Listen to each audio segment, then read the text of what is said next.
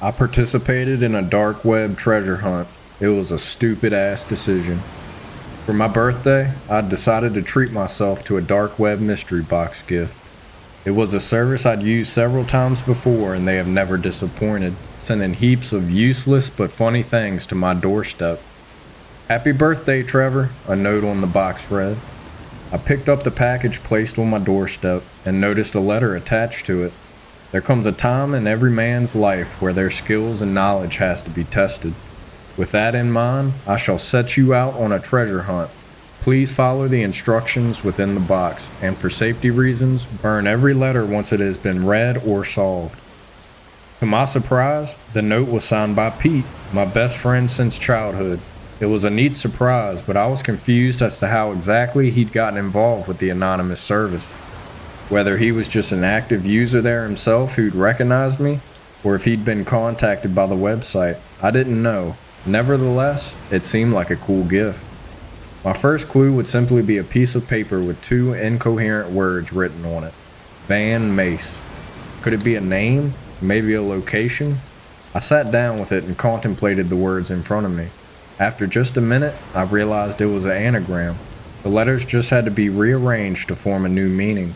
Man cave was the hidden message. It was a reference to Pete's basement, a place we'd frequently spend our Saturday nights playing video games and drinking whiskey. I burned the letter in accordance with the instructions and quickly made my way to the man cave. There, I used my spare key to unlock the door, half expecting a surprise party. Instead, all I found was another clue.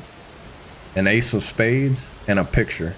Both were pinned to a board with an unfamiliar knife. I removed the knife and checked out the clues. The picture itself was a place that we frequently went with friends to smoke and relax. A beautiful field which no one knew about. It was just a short hike outside the city. I made my way there in about an hour. Our usual place was hidden in the shade beneath some trees. Once there, I noticed a shovel sticking out of the ground on top of some fresh dirt. Spade, ace of spades, very creative, I chuckled to myself. Without hesitation, I picked it up and started digging through the ground. After less than a minute, I hit something solid.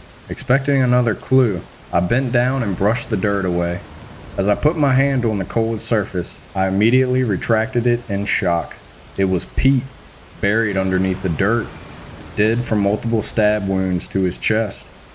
In shock, I called the police, devastated by the loss of my best friend. While I waited, I sat down and tried to figure out what the hell had happened.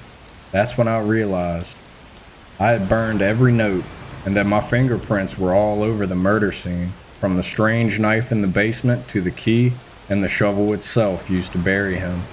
I'd been set up.